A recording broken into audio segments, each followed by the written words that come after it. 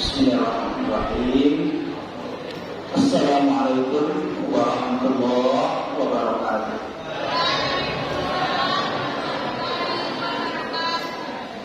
Anak kami yang masih dalam keadaan berantakan hidupnya, silakan berdiri kembali. Kita masuk kepada materi kita yang ada di kepahlawanan Usama bin Zaid. Ya, kita sekarang direkam, jadi tolong dengan berlaku yang baik. Ya, baik. Alhamdulillahirabbil alamin. Wassalatu wassalamu ala asyrofil anbiya'i wal mursalin wa ala alihi wa sahbihi ajma'in. Asyhadu an la ilaha illallah wahdahu la syarika lah wa asyhadu anna Muhammadan abduhu wa rasuluh sallallahu alaihi wasallam. La nabiyya ba'da. Nah, kami semuanya pertama kita bersyukur kepada Allah yang telah memberikan nikmat dan karunia-Nya.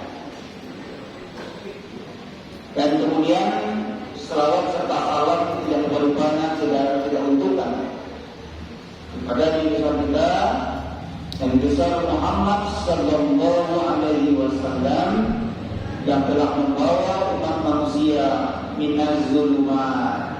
Zulumat artinya dari alam. Zulumat artinya zulumat.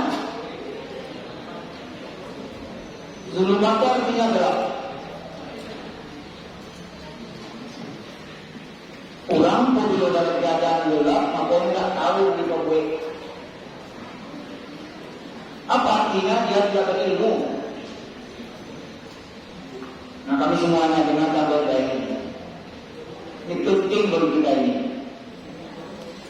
Ya, termasuk ini kalian meradani kepahlawanan Usama bin Zaid itu kuncinya situ adalah ilmu. Ya. Kenapa disebut dengan jahiliyah? Karena pada waktu itu apakah ilmu yang ada, ilmu apa yang ada pada waktu itu? Siapa tahu? Ilmu apa yang ada sebenarnya? Hah? Kenapa disebut dengan jahiliyah? Jika jahiliyah ada orang jahiliyah akbar berbeda. Yang ada ilmunya apa pada waktu itu? Hah? Yang wanita, yang perempuan, kenapa disebut dengan jahiliyah ini? Kenapa dikatakan dia bodoh? Jahiliyah itu dikatakan orang bodoh kan? Apa bodoh tentang apa dia? Hah?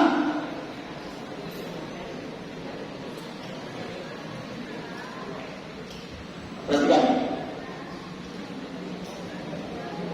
Woi. Bodohnya yang disebut di situ adalah orang tidak tahu tentang Tuhan. Orang.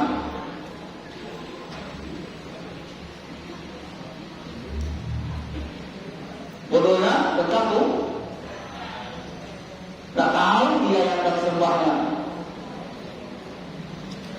Karena tak tahu yang akan disembahnya, maka ada disembahkan sapi.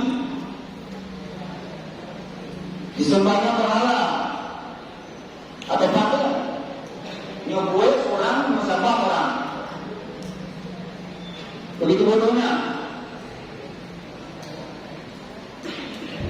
Kenapa pada waktu itu terjadi kebodohan? Karena terputusnya wahyu. Tidak ada petunjuk. Di mana ada petunjuknya sejak zaman Nabi Isa sampai zaman Nabi Muhammad? Berapa lamanya? 750 tahun lebih. Bisa lagi kan? Terluka-luka tidak ada. Boleh padu kan? Maka, ya, kita tahu yang akan kerjakannya. Kalian, kalau tidak tahu lagi tentang Al-Quran kalian, tentang agama kalian, maka nanti kalian juga akan menjadi orang yang jahiliyah kembali. Karena itu banyak yang jahiliyah ini. Ya, Ciri-ciri jahiliyah itu caranya itu. Makanya pada waktu nanti dia datang ke bensin, nanti lari dia pulang. Dan cerdas itu apa itu? Coba pikirkan. Dalam bodoh kita itu, orang itu baca Al-Quran, kemudian dia ngomong dengan temannya. Karena bodoh itu benar terbuka itu. Makanya sampai sekarang dia juga pandai baca Al-Quran. Kalau dia tidak pandai baca Al-Quran, nanti apa? Efek sampingnya sesudah itu apa itu lagi? Yang pertama, keluarga kalian nanti, kalian sebagai kepala keluarga yang laki-laki ini juga tidak akan tahu bagaimana cara mengajarkan kepada keluarga kalian. Kalian punya istri yang pandai mengajarkannya nanti. Tentang sholat juga kalau tahu tentang sholat, cara berwudu pun anak yang tak tahu bagaimana mengajarkannya kepada anak dan istrinya.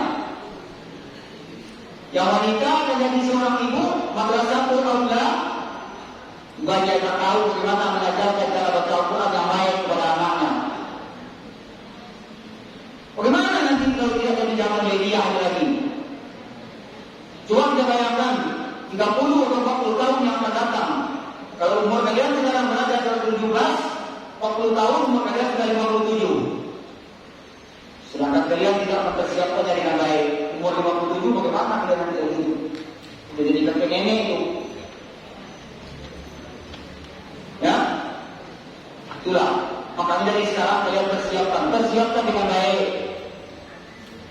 Jangan seperti yang saya sampaikan minggu kemarin, jangan kalian buang-buang masa muda kalian ini. Baik, sekarang kita pelajari tentang meneladani kepahlawanan Usama bin Zaid. Langsung, ya, Usama bin Zaid adalah kesayangan daripada Rasulullah. Usama bin Zaid adalah kesayangan Rasulullah. Yang putra dari yang juga merupakan kesayangan Rasulullah. Apa itu sayang Rasulullah dulu? Dan anak angkat beliau yaitu Zaid bin Harisah. Nah, ini nama dan nasabnya adalah Usama bin Zaid bin Harisah Al-Qalbi. Ayahnya Zaid namanya. Dulu adalah budak daripada Rasulullah. Nah, jadi Ummul Mukminin Khadijah radhiyallahu anha lalu diberikan kepada Rasulullah SAW saat Zaid masih kecil. Ayah dan pamannya pernah datang menjemputnya ke Mekah. Ya. Keduanya ingin menembus dan melepaskannya dari perbudakan. Ternyata Zaid menolak untuk ikut bersama ayahnya. Dia memilih tinggal bersama Rasulullah. Beliau membebaskan diri dari status budak dan mengangkatnya menjadi anak. Kedudukan Zaid di sisi Rasulullah juga terbawa pada anaknya Usama. Jadi dulu bapaknya yang kira Rasulullah menjadi anak akhirnya ini anak daripada si Zaid juga menjadi anak angkat Rasulullah. Nah, kalau menurut awal itu nama orang menganggap awal sebagai anak karena elok berdua. Tuh, Rasul lagi yang angkat. Nah, tadi. Karena termasuk orang kesayangan Rasulullah, Usama juga diberi gelar Hubbu Rasulullah. Hubbu itu artinya cintai. Ya, atau kesayangan. Usama lahir di Mekah 7 tahun sebelum hijrah. Ya, sejak lahir Usama tumbuh di tengah keluarga Muslim. Jadi bapak dari ibu Islam. Tidak kafir itu. Dan saat perintah hijrah ditetapkan Usama masih kecil. Turut hijrah bersama Rasulullah SAW ke Madinah. Ibunya adalah Ummu Aiman. Dan ibunya Aiman. Ummu Aiman itu siapa itu? Ya, namanya adalah Barakah. Sang ibu juga merupakan budak Rasulullah dan wanita yang pernah menyusui Rasulullah. Jadi dia pernah menyusui Rasulullah. Berai menyusui Rasulullah, pernah kenal. Yang pertama ini ibu bernama Ummu Aiman. Yang kedua apa lagi?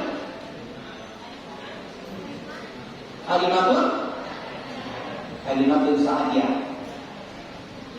Ya. Sang ibu juga merupakan budak Rasulullah dan wanita yang pernah menyusui beliau saat Nabi Sallallahu Alaihi Wasallam membebaskan Zaid, beliau menikahkannya dengan Ummu Aiman. Ya. Dari pasangan inilah kemudian lahir Usama. Si Zaid, anak kesayangan Rasulullah. Ummu Aiman adalah ibu yang menyusui Rasulullah dan dinikahkan oleh Rasulullah. Nah, disitulah lahirnya Usama bin Zaid. Sekarang pengaruh Rasulullah pada Usama. Nah, pada tahun ke-6 diutusnya Nabi Sallallahu Alaihi Wasallam, lahirlah Usama bin Zaid dari pasangan Zaid bin Harithah dan Ummu Aiman, Barakah binti Sa'labah. Ya. Tumbuh Usama kecil di lingkungan dan pendidikan Islami. Ia tidak merasakan gelapnya jahiliyah. Tadinya tidak kaya pada zaman jahiliyah itu. Jadi inilah dia sesudah zaman dari jahiliyah. Sejak kecil Usama selalu menyertai Nabi. Ia sangat dekat dengan lingkungan nubuwah. Nubuwah maksudnya keluarga Nabi. Diriwayatkan dalam Musnad Imam Ahmad dari Usama bin Zaid radhiyallahu anhu, dia berkata, saat di Arafah aku dibonceng Nabi Sallallahu Alaihi Wasallam, beliau mengangkat kedua tangannya untuk berdoa, lalu untanya miring. Ya, beliau mengangkat kedua tangannya untuk berdoa, lalu untanya miring, dan terjatuhlah tali getahnya. Beliau raih tadi itu dengan salah satu tangannya. Sementara tangan satu tetap terangkat untuk berdoa. Ya, waktunya berlaku di untanya miring, maka terjatuh tali getah untanya, diambil dia keluar, kemudian tangannya lain tetap berdoa. Ini menunjukkan kedekatannya dengan Rasulullah SAW dalam kondisi haji, dan sedangkan menunaikan rukun terbesarnya beliau membonceng Usama. Di kamar-kamarnya Usama terdengar. Anak kecil itu duduk erat bersama beliau, menyaksikan aktivitas Nabi di hari yang paling mulia. Ya, dalam riwayat Al-Bukhari disebutkan dari Usama bin Zaid radhiyallahu anhu, dia berkata, Rasulullah memegangku dan asal jatuh. Orang akan bahas sabah jujur daripada Rasulullah. Hasan dan Husain. Beliau bersabda, Ya Allah, cintailah keduanya. Siapa yang bertanya itu? Usama dan Hasan. Nah, bahkan Rasulullah SAW memerintahkan untuk mencintai Usama bin Zaid radhiyallahu anhu. Jadi diperintahkan oleh Rasulullah supaya dia dicintai. Ya, apa kata Rasulullah dari Aisyah radhiyallahu anha? Dia berkata, tidak boleh bagi siapapun untuk membenci Usama. Setelah aku mendengar Rasulullah SAW bersabda, siapa yang mencintai Allah dan Rasulnya, maka cintailah Usama. Ya, bagaimana Allah memberikan kecintaan, rasa cinta Rasulullah kepada Usama. Ya, Usama juga adalah orang yang menaat cincin Nabi Sallallahu Alaihi Wasallam, dan Nabi menikahkannya saat ia berusia 15 tahun. Wah, lama. Hah? Kenapa ya? Usama menerima wajah dan nikah. Apa maksudnya itu? Kamu dong? Siapa yang bisa menjadikan kesimpulannya itu? Umur 15 tahun saja dia sudah nikah. Kira-kira menurut kalian itu apa maksudnya? Kenapa Rasulullah sudah menikahkannya dia pada umur 15 tahun? Coba beri pendapat kalian. Lain dengan itu. Dengan tadi. Topi ini dia ada topi. Dia datang sini hanya sekedar tidak siap saja itu. Tidak ada niat dari rumahnya untuk mendapatkan ilmu itu habis kodok. Kalau menurut kalian kenapa itu? Ada apa sebenarnya itu? 15 tahun dia sudah dinikahkan oleh Rasulullah. Awak mau nambah tahun sekolah aja dulu. Coba bayangkan. Apa kira-kira yang terdapat itu di dalam makna yang ada dalam itu? Siapa misalnya? Apa artinya ini? Artinya umur 15 tahun dia sudah matang pikirannya, ya, dia sudah matang untuk bisa bertanggung jawab. Ini umur 15 tahun. Sedangkan kita kadang-kadang sudah umur 17 tahun, 18 tahun, minta duit juga dengan orang tua lagi. Sudah jelas minta duit dengan orang tuanya, tidak pernah mau sekolah lelok.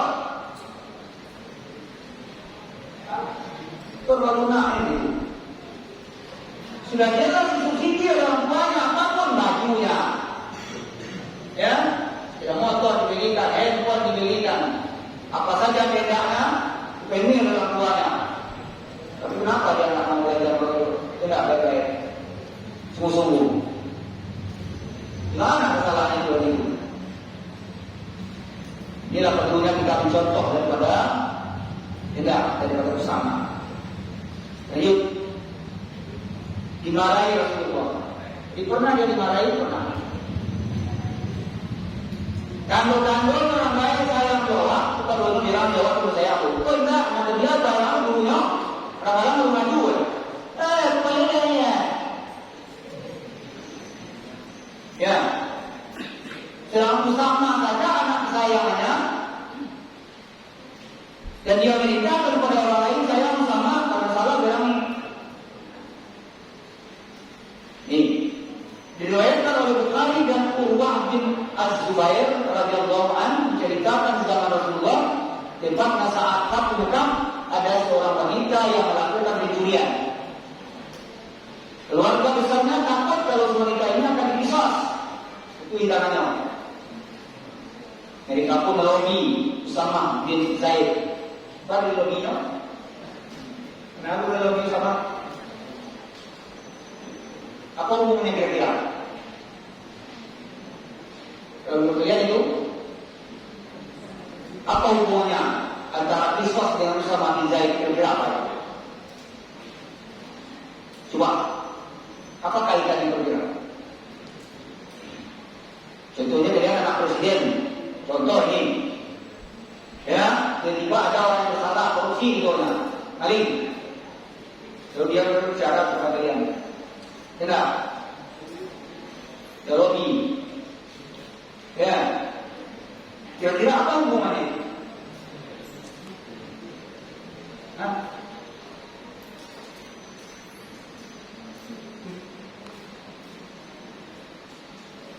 Apa kira-kira hubungannya? Yang beruntung apa tidak? Apa hubungannya kira-kira antara orang yang melobi Usama bin Zaid dengan kisos?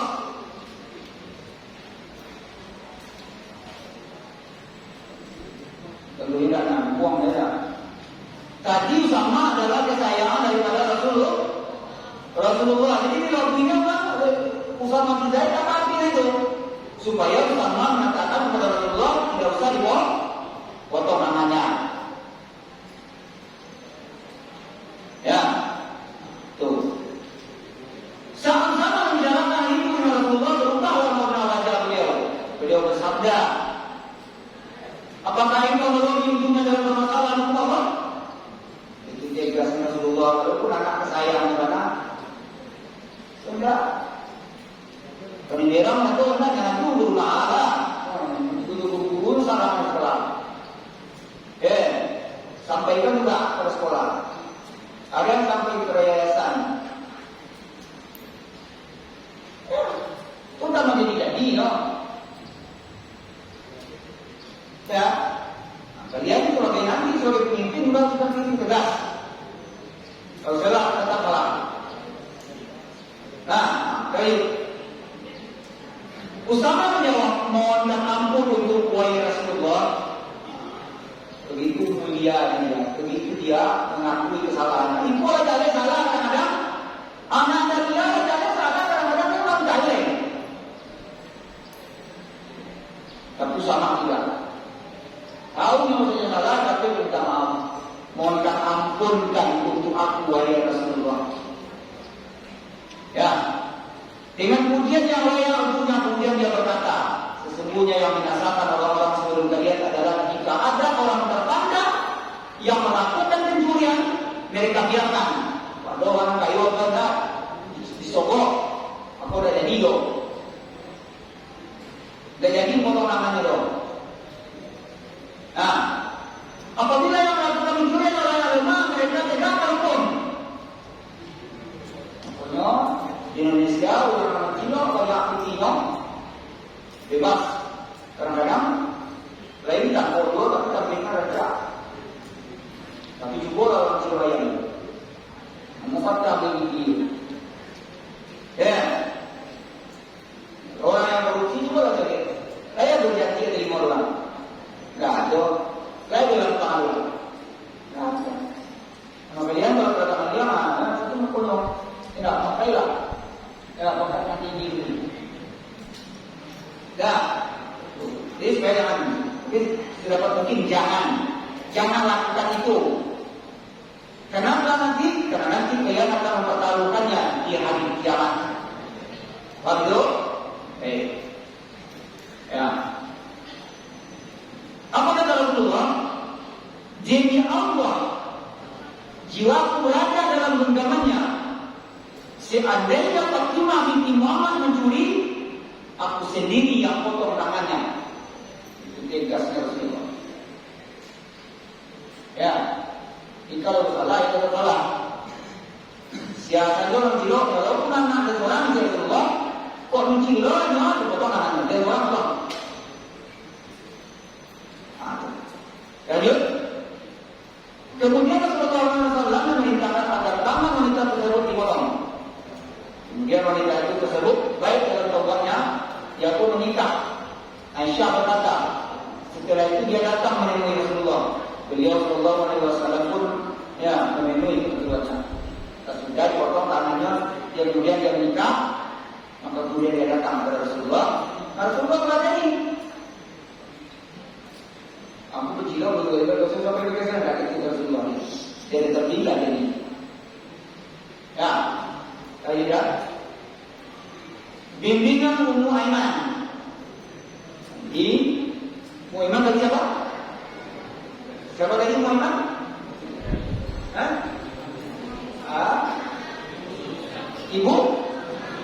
Ibu susulan? Nabi Muhammad? Ini sama ke. Mana yang buah dari itu kan? Ibu susuan daripada Rasulullah. Ya, yang kawin dengan bapak dari Usama. Ya. Ia adalah seorang mujahidah. Mujahidah apa itu? Pejuang wanita. Yang turut serta di medan pertempuran bersama Rasulullah. Yang hadir di perang Uhud dan juga Khaybar. Tugasnya adalah memberi minum pasukan dan mengobati mereka yang terluka. Dia adalah wanita tangguh, tidak cengeng loh. Enggak, kadang-kadang masak saya pandai loh, ibu panjang, cuci tak pandai, gosok tak pandai, masak ayam pun. Ya, apaan yang mudah itu? Ini harus ditiru di rumah Aiman ini. Nah, dan menurut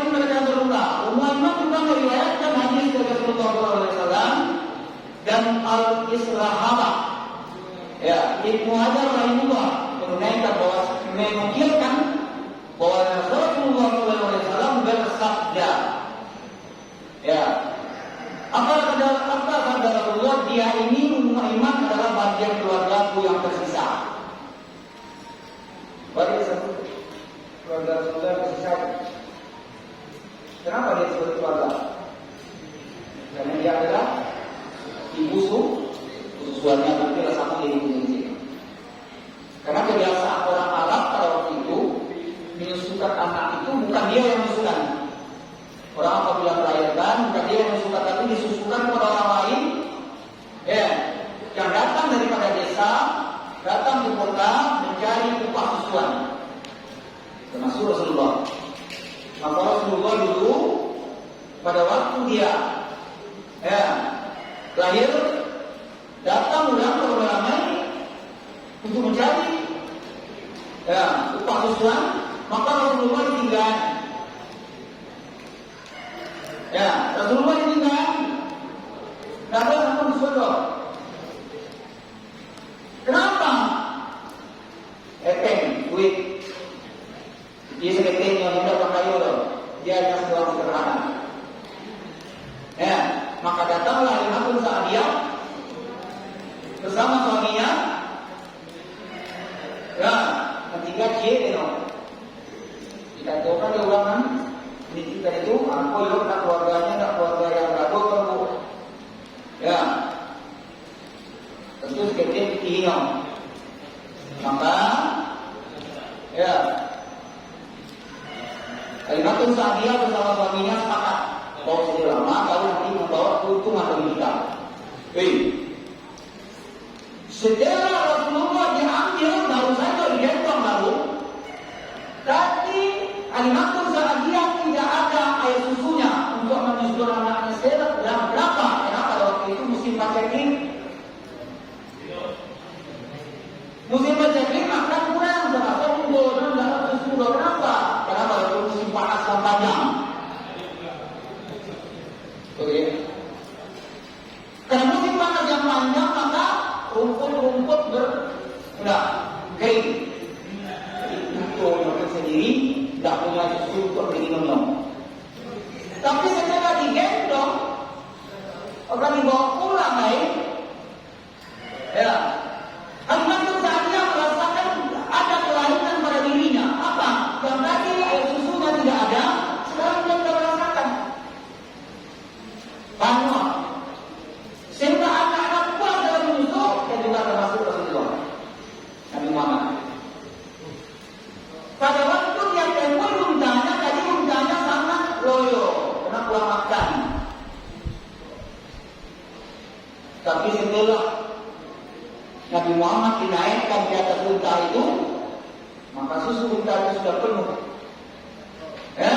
Dan dia bersama suaminya bisa mengerahnya untuk perlu minumnya. Dan untanya yang tadi yang terkekok, kesewok, nyoba orang. Sehingga dia sudah tinggal, itu lama kau tidak tinggal, tadi lama kau tidak cie. Ya, karena anak satu dia tinggal lagi. Kenapa? Karena untanya wajib sangat lambat sekali. Kenapa? Kurang makan. Tapi setelah Muhammad berada di atas punggungnya, dia berlari sangat kencang sekali. Sehingga orang yang tadi sudah dahulu tertinggal jauh. Begitu semangatnya. Kalau menurut kalian, apa hikmah terkandung dalam itu? Siapa yang bisa mengatakan? Menurut kalian saja menurut Allah, jangan pun minta menurut Allah hikmah terkandung itu. Siapa bisa?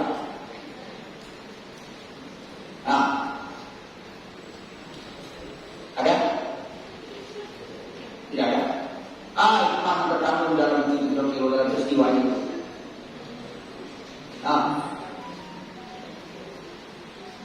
Hikmah yang terkandung di situ adalah apabila orang itu baik, maka kebaikan itu akan membawa berkah kepada orang yang memilikinya. Anak kelelo dan orang lain maka saudara sakti orang lain sampai lah. Anak gue memang sembahyang tidak, doa tidak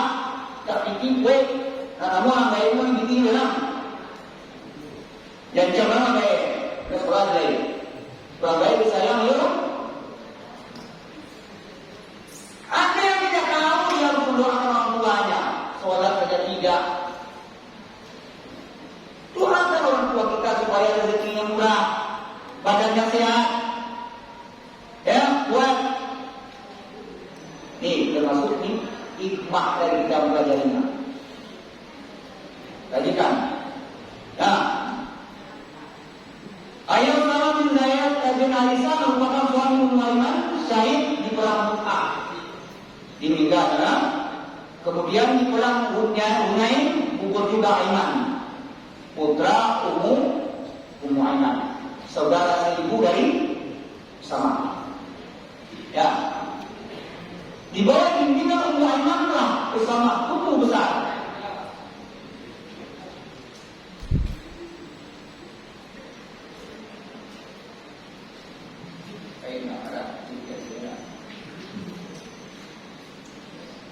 Bangga bisa mengoyak aku sekali kalian.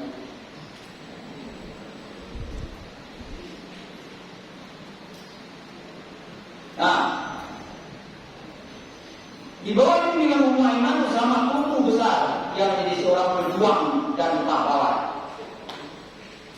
Ya, ia diajarkan akan nilai-nilai jihad, perjuangan dan kepemimpinan.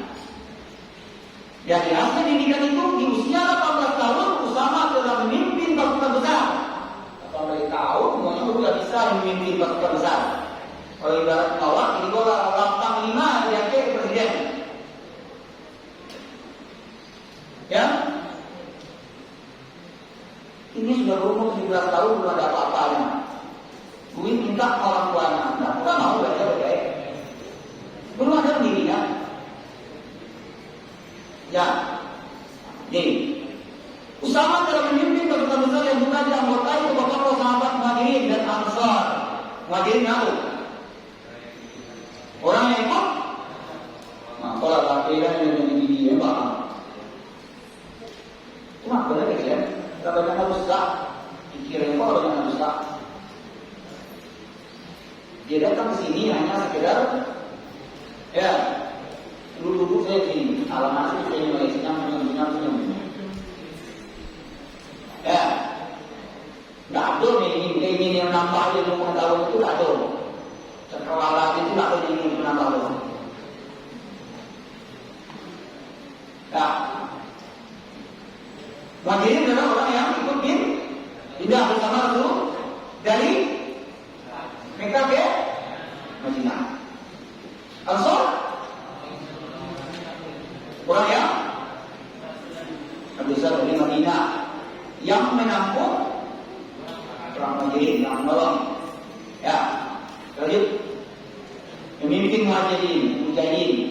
Nabi SAW menantang bersama menasih begitu belia. Ya, beliau memimpin pasukan menghadap Romawi. Beliau berkata, Usama berangkatlah atas nama Allah dan keberkahan darinya. Saat engkau sampai di tempat terbunuhnya ayahmu di wilayah Romawi, berhentilah pasukan. Aku angkat engkau sebagai pemimpin pasukan ini. Ketika Rasulullah sampai dia berhenti yang akan buat. Ketika Rasulullah, aku angkat engkau sebagai pemimpin pasukan ini. Apa ya? Ya, bangkitlah engkau dengan nama Allah. Pengangkatan bersama tentu sedikit kontroversi. Ya, jadi gunung lagi, Yaso. Ya, kenapa? Tidak. Karena secara kultur bangsa Arab terbiasa mengangkat orang-orang yang berusia yang memiliki pengalaman. Itu anak berapa kali? Ya, sudah dia. Jarang mereka menuangkan seorang yang tidak diketahui rekam jejaknya. Jadi orang yang tahu, pakai ada tersebut dan segalanya. Baru yang diangkat. Kau tak tahu dong. Ya, tetapi Rasulullah yang menang, ada bisa dia menang. Nah, karena itu sebagian sahabat mempertanyakan dan mengangkat bersama, bukan karena hasad dan tidak suka, tetapi karena hal itu tidak biasa. Ya.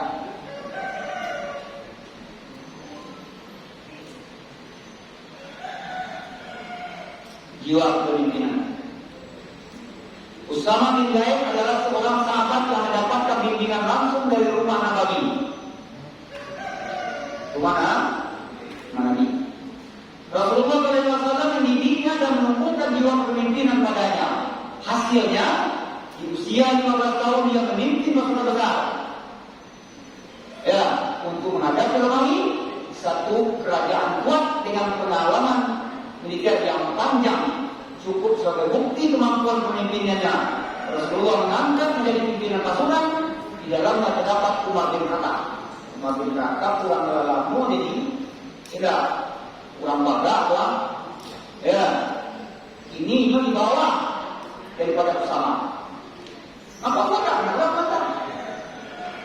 Ya, dan juga Abu Ubaidah bin Al-Jarrah, dua tokoh sahabat semua yang kamu pakai simpong pada waktu perang. Ya, baik karena semuanya sampai di situ kita masuk lagi kepada yang berikut. Ya,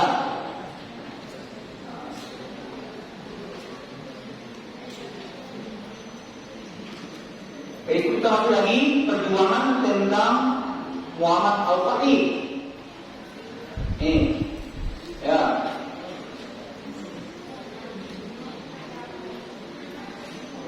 Ini dia.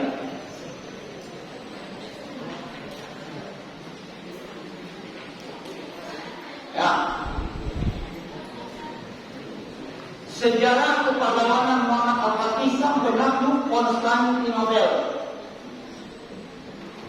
Yang pertama kita lihat karakteristik sifat Sultan Muhammad Al-Fatih sang penakluk. Karakteristiknya, sifatnya. Nah, dia adalah Sultan Muhammad II. Siapa itu? Sultan Muhammad II adalah Sultan Utsmani ke-7. Utsmani apa itu? Kerajaan terbesar di negara Islam. Ya. Ada 3 kerajaan besar di kerajaan Islam. Mana pertama?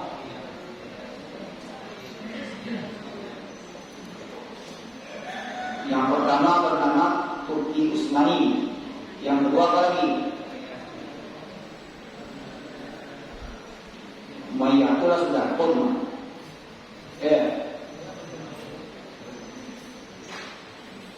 Sudah Umayyah baru ikut. Ya, tuh. Dia mana lagi pasukannya? Ya, pasukan yang berasal dari negara India. Apa namanya? Ottoman. Ya, kali ini dia adalah Sultan Muhammad II, adalah Sultan Utsmani ke-7 dalam silsilah keturunan keluarga Utsman. Ya, Muhammad II memiliki gelar Al-Fatih. Jika bertanya orang Al-Fatih siapa? Sultan Muhammad II. Ya. Dan Abu Al-Filah memiliki pribadian kuat, menabungkan kekuatan dan keadilan yang membuatnya menjadi sosok berbeda sejarah. Ya, umat Islam yang sangat populer setelah berhasil menaklukkan kota Konstantinopel ke tangan umat Muslim pada tahun 1453 Masehi. Konstantinopel itu apa tuh?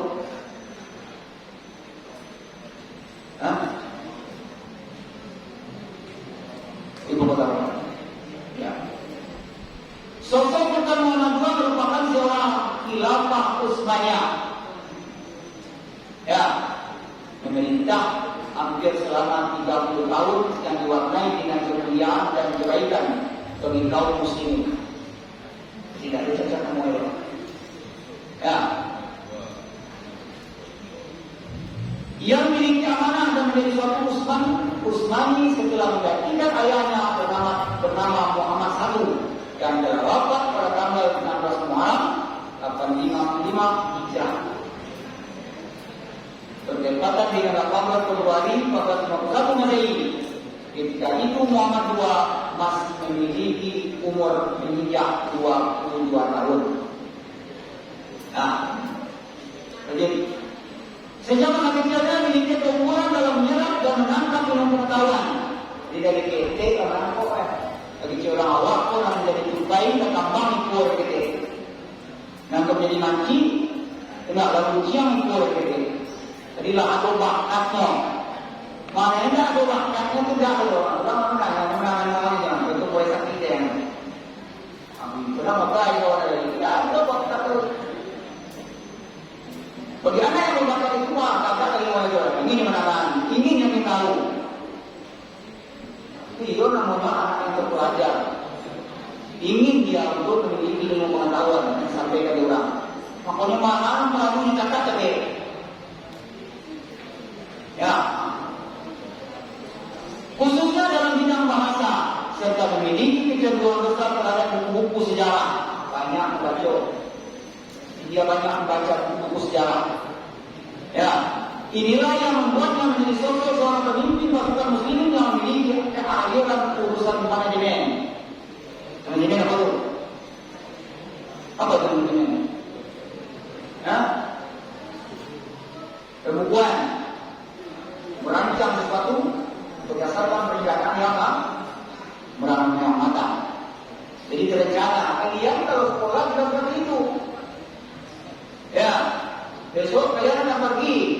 Maka malam-malamnya kalian sudah rencanakan. Anda kalian bawa bukunya, tasnya, kapunya, bajunya, kawannya.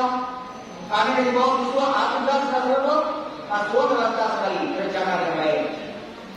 Kalian kena lewat cinta atau enggak? Pernah mana? Habis tidak ada ya? Tidak terencana gitu. Ya, sepatu saya kalau hitam putih ya? Hitam. Cuma kalau terangkan dia mungkin kalau semua dari guru. Kalau sudah putih kan?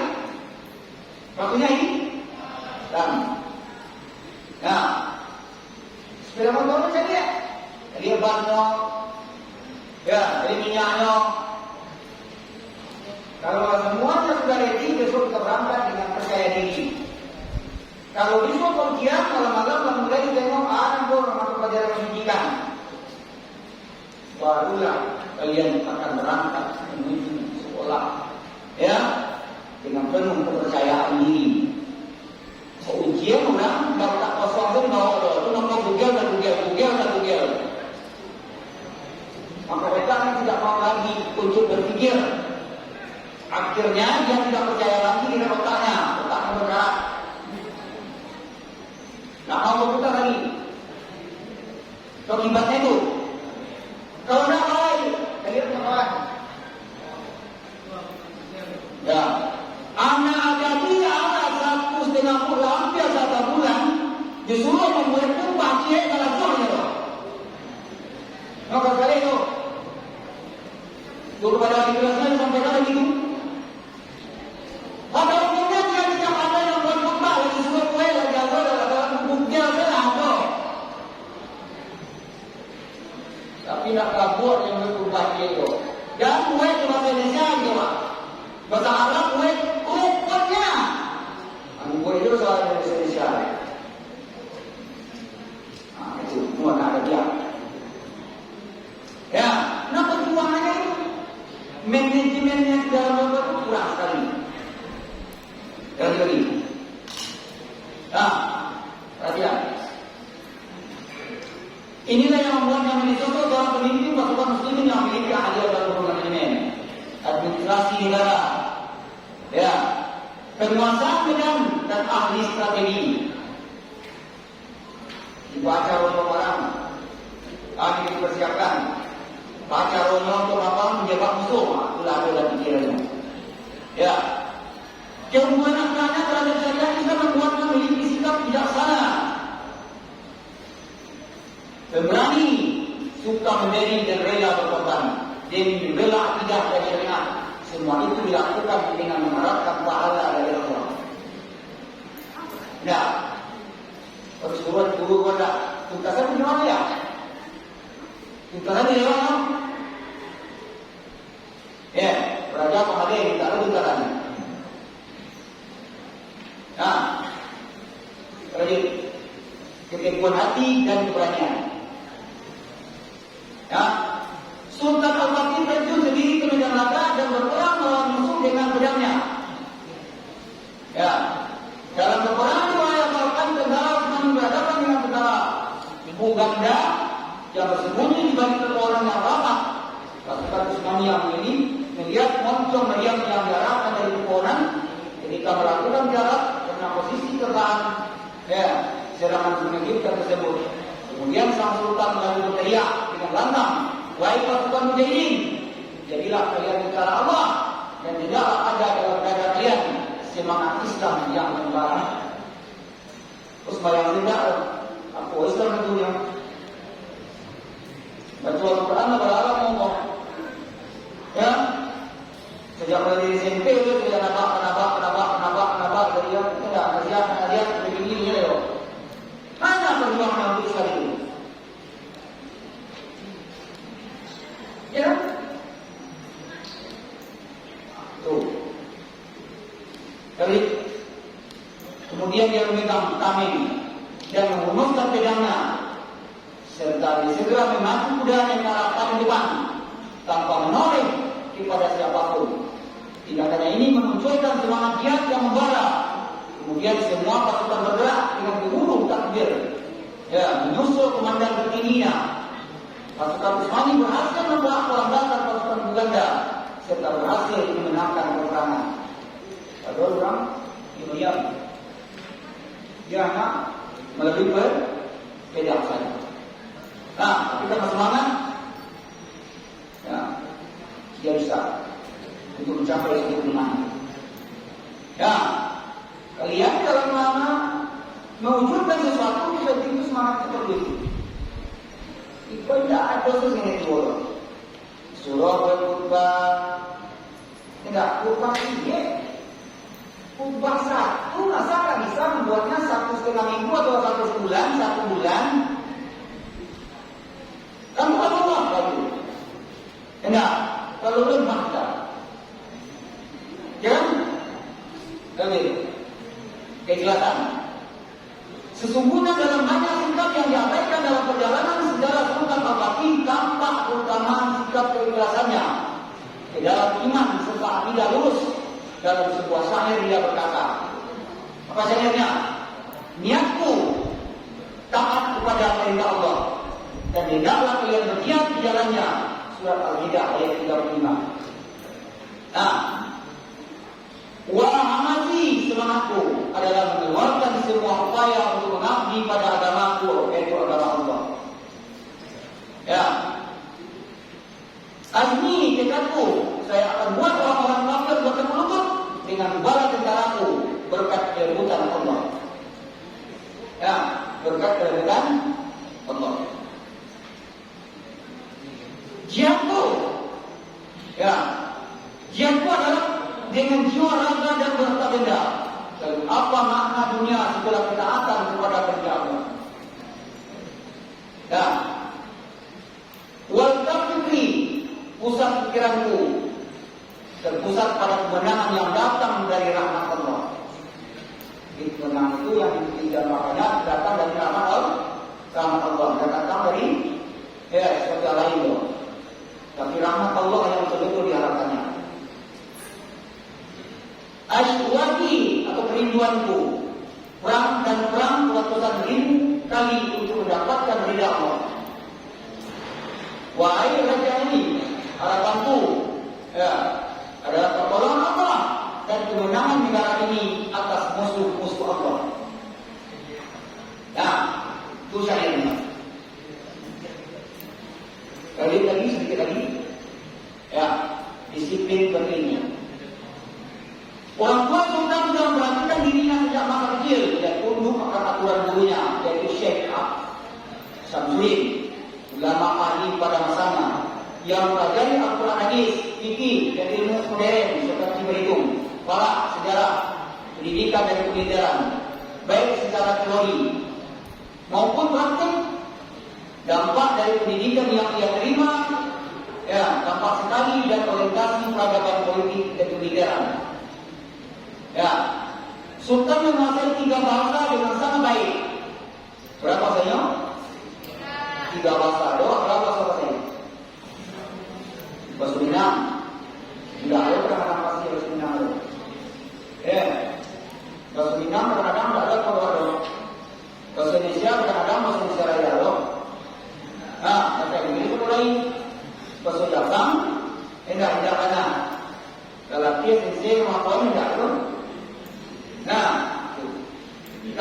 menguasai 3 bahasa dengan sangat baik, tidak asal-asalan saja loh, tidak pasaran loh, tapi dengan sangat baik.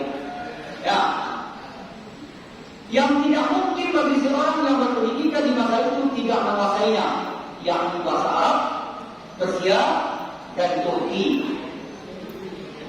Tuh. Kenapa bahasa itu dikuasai? Siapa bisa memberikan jawaban? Kenapa bahasa itu yang dikuasainya? Kenapa tidak bahasa Inggris? Kenapa bahasa yang pertama bahasa Arab, ya bahasa Persia, bahasa Turki? Kenapa bahasa itu dikuasainya? Coba, kita berapa kali? Menurut berapa kali ya? Saya tidak bicara betul kan? Enggak kan? Hah? Silakan. Silakan. Granita. Kenapa 3 bahasa itu yang dikuasainya? Kenapa ada bahasa lain? Silakan. Siapa bisa? Sudah dulu. Ada yang bisa? Menurut pendapat kalian? Ya kita tidak minta betulnya. Sebetulnya nanti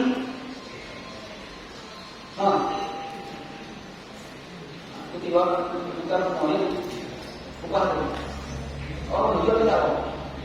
Enggak. Yang pura-pura ubah. Sudah mempelajari tentang karakteristik seorang yang ternama. Ya, jadi portfolio ini. Yang pura-pura menjual tidak? Ya, pura-pura menjual kan? Itulah portfolio yang luar. Bagaimana ilmu kata sarang kadang-kadang kita? Pengertian kita betul. Kenapa 3 bahasa itu yang dikuasai? Ya, yang pertama bahasa Arab itu adalah bahasa yang sangat penting di dalam menggali ilmu pengetahuan. Kenapa? Karena yang ternama pada waktu itu, yang tersohor pada waktu itu, yang memiliki ilmu pengetahuan sudah umumnya berbahasa Arab. Yang kedua, kenapa bahasa Persia?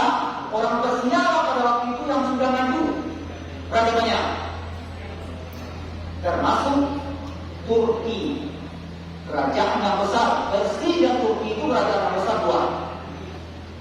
Ya, termasuk Persia itu adalah kerajaan yang besar yang ikut mempengaruhi peradaban dunia pada waktu itu. Itulah makanya bahasa itu yang dipelajarinya. Paham dong? Sekarang apa yang mempengaruhi bahasa Inggris? Maka pelajari dari mana? Nah, dia juga dikenal sebagai seorang penyair dan dia mengarang buku puisi dalam bahasa Turki. Ya, lanjut. Menjunjung tinggi keadilan. Sultan telah berinteraksi dengan ahli kitab sesuai dengan syariat Islam dan memberikan kepada mereka hak-hak beragama. Ya, ia tidak pernah melakukan perlakuan jahat kepada seorang pun dari kalangan Nasrani. Itu berbeda agamanya, tidak pernah dia tetap adil. Ya, bahkan sebaliknya ia menghormati para pemimpin mereka dan berbuat baik kepada mereka. Baginya keadilan sebagai fondasi kekuasaan. Cerdas. Di amat tempat ini adalah orang yang cerdas. Kecerdasan Sultan terlihat jelas dari ide cemerlang untuk memindahkan kapal-kapal dari pengangkatan menuju wilayah menuju Tambu Demas dengan cara menarik kapal-kapal tersebut ke daratan dan diluncurkan di atas kayu-kayu yang telah diberi minyak. Ya, yaitu dari minyak lemak. Hal ini dilakukan untuk menghindari pantauan pasukan Dinimpa di Galata, sedangkan jarak kedua pelabuhan adalah sejauh 3 mil. 3 mil itu berapa? 1 mil berapa? 1.500 meter. Kalau 3 mil berarti 4.500 meter. Ya, berarti hampir 1 kilo. Jaraknya kalau pelabuhan kan laluannya. Ya. Dan kemudian menyiapkan papan kayu yang disusun dengan lapisan minyak. Kemudian kapal-kapal itu ditarik dan melewati perbukitan. Pekerjaan ini merupakan ide cemerlang pada masa itu, yang menggabungkan antara kecepatan berpikir dan kecepatan beraksi, satu hal yang menunjukkan kecerdasan. Kenapa dilakukannya itu? Perhatikan baik-baik. Antara satu jarak, ya, kalau dia tidak mungkin melalui suatu tempat. Kenapa? Karena pihak musuh sudah memasang rantai besar di lautan itu. Antara satu pasukan antara bukit dengan bukit itu perlu dibuat dipasang rantai. Jadi tidak mungkin kapal yang menyeberang. Jadi baca kalau yang sudah kapal yang bisa berasinan naik ke bukit membawa kapal itu mirip sama-sama sehingga dia bisa untuk mencapai sebelah lautan. Ya, begitu idenya. Lagi kemauan kuasa tinggi. Tatkala Sultan mengirimkan utusan untuk Khalifah bin Abdul untuk menyerahkan wilayah dengan jaminan tidak akan mendapatkan gangguan apa-apa. Raja Konstantinopel kemudian menolak dan akan mempertahankan wilayahnya. Dan dan sebagai dikira-kira orang Raja Konstantinopel sekarang beliau menyerah dari bawah kekuasaan Islam. Bodoh. Kami akan mempertahankan daerah kami, sampai titik darah penghabisan. Kemudian Al-Fatih memberikan jawaban, baiklah, dalam waktu dekat akan ada sebelah sana untuk Konstantinopel atau aku akan terkubur bersama puing-puingnya. Ya, sikap yang juga tampak ketika pasukan Bizantium membakar benteng bergerak yang berbuat dari kayu. Jawaban yang Sultan katakan, besok akan kami buatkan tempat benteng sebesar itu dengan sebagai penggantinya. Sikap ini menunjukkan kemauan keras dan kegigihan dalam mencapai apa yang menjadi targetnya. Tanpa kegigihan tersebut, rencana rencana besar sulit untuk terrealisasi. Ya, baik. Karena tadi di waktunya sampai situ, ya, apa maksud sampai dari ini? Ya, untuk mewujudkan sesuatu harus butuh perjuangan dan kecerdasan dan kemauan yang kuat. Sekarang kita masuk pertanyaan. Ya, pertanyaannya 5 ya. Silakan dipilih. Ya, ini pertanyaan dari siapa? Pertanyaannya pada tulis. Nah,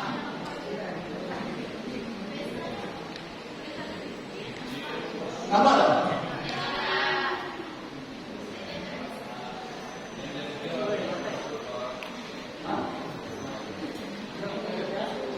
Ya, pertanyaan 5. Pertanyaan yang pertama, sebutkan sosok seorang sahabat Usamah bin Zaid.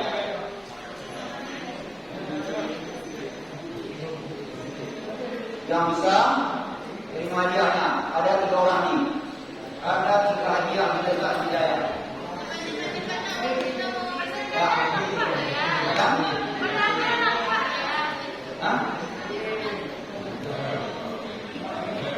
Silakan. Siapa yang bisa? Soalnya yang kedua, kenapa Rasulullah sangat menyayangi dan apa perintah Rasulullah tentang Usamah bin Zaid? Yang ketiga, tahun berapa usia Usamah bin Zaid dilahirkan? Ya. Tahun berapa Usamah bin Zaid dilahirkan? Serta siapa gelarnya? Kenapa gelar?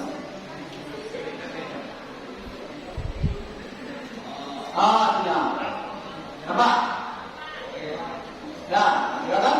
Yang ketiga, tahun berapa usia Usamah bin Zaid dilahirkan? Tahun berapa Usamah bin Zaid dilahirkan? Serta siapa gelar tentang Usamah bin Zaid? Yang keempat, sebutkan karakteristik dari Muhammad Al-Fatih. Yang kelima, siapakah sebenarnya Muhammad Al-Fatih dan apa keunggulan yang dimilikinya? Silakan pilih 2 di antara soal itu. Ya, kalau dapat 2, maka dapat 1 hadiah. Silakan. Dapat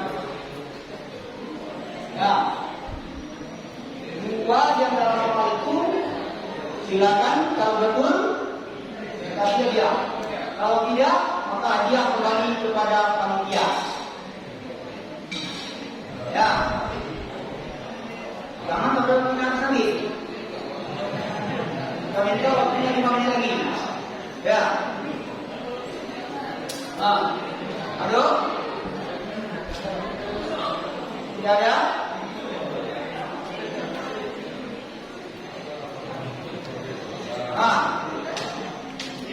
Silakan.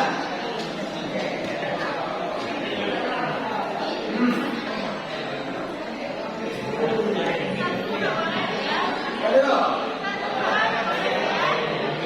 Kalau baik.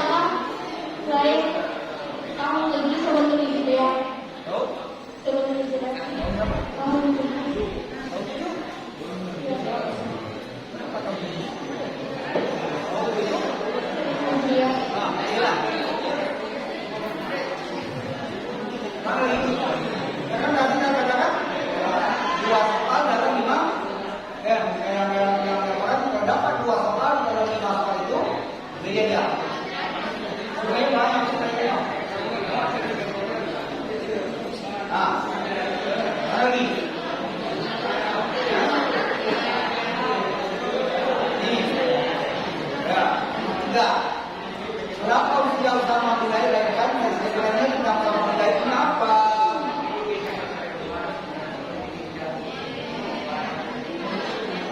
Ya, betul.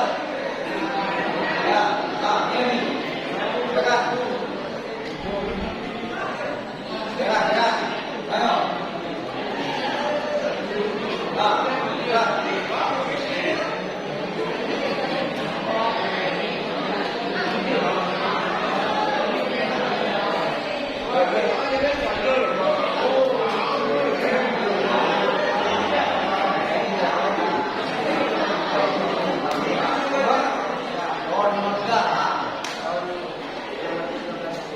Betul.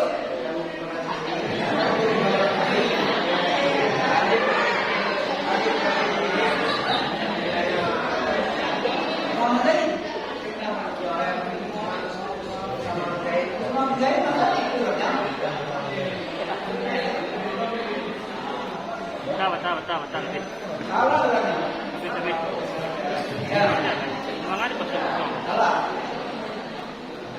Soal yang kedua. Ini. Berapa? Sebutkan karakteristik orang terpati.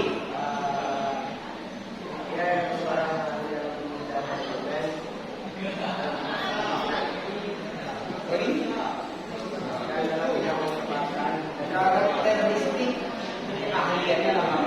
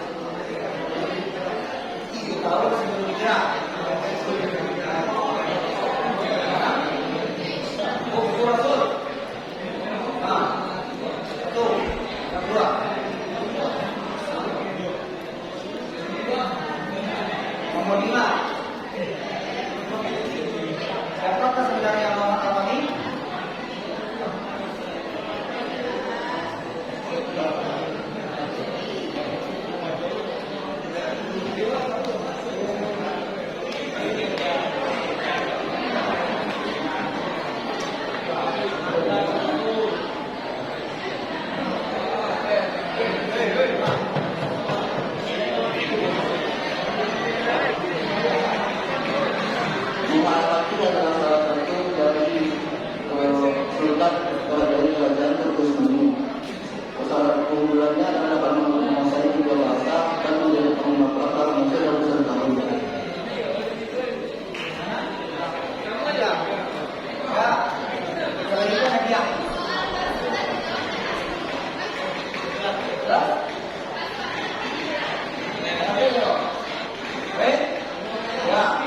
Kita berikan saja sebagai penghargaan. Ya, terima kasih. Baik, anak-anak semuanya. Ya.